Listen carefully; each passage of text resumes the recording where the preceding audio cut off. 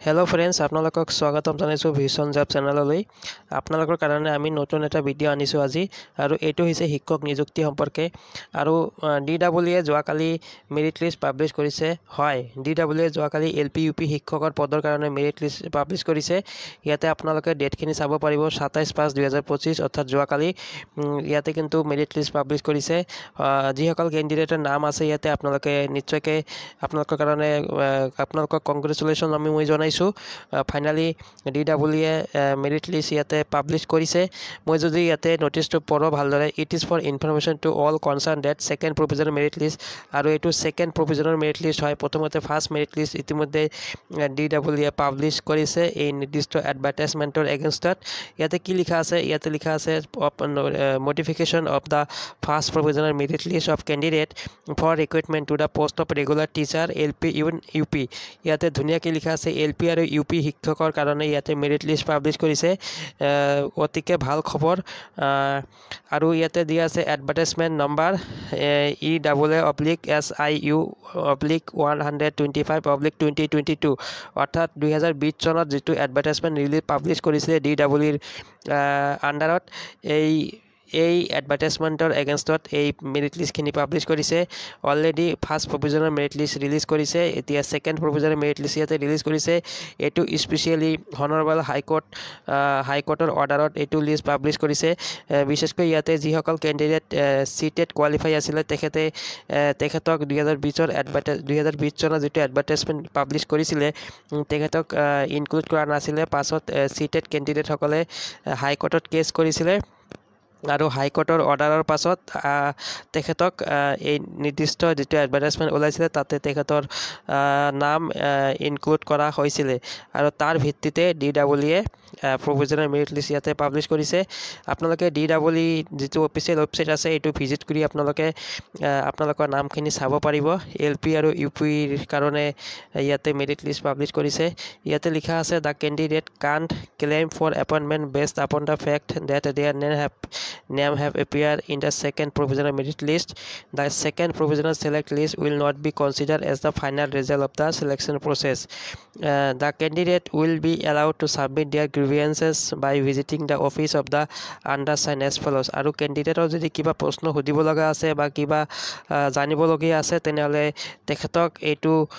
date দিয়া আছে 29 আৰু 30 মে 2025 তাৰিখে তেখেতক directorate of elementary education Assam অৰ্থাৎ ডিডব্লিউ অফিচত যাবলৈ কৈছে ৰাতিপুৱা 11 বজাৰ পৰা আৰু মই আপোনালোকক দেখুৱাই আছো এই প্ৰভিজনাল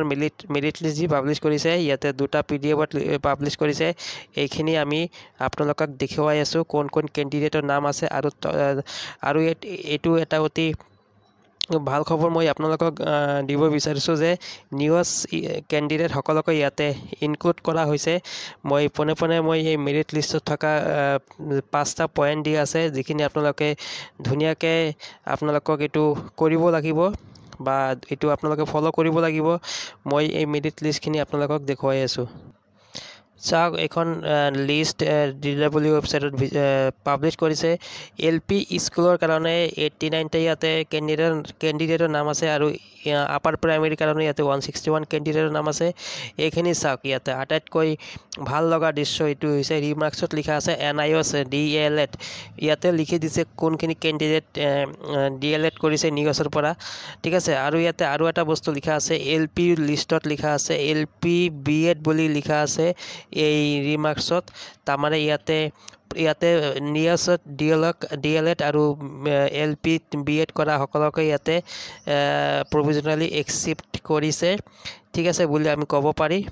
এইখিনি যোৱাৰ পিছত আপোনালোকে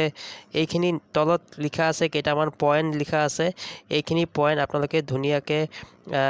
মনোযোগেৰে চাব তাক ইয়াতে কি লিখা আছে এক নম্বৰ পইণ্টটো আমি যদি চাও this is a provisional merit list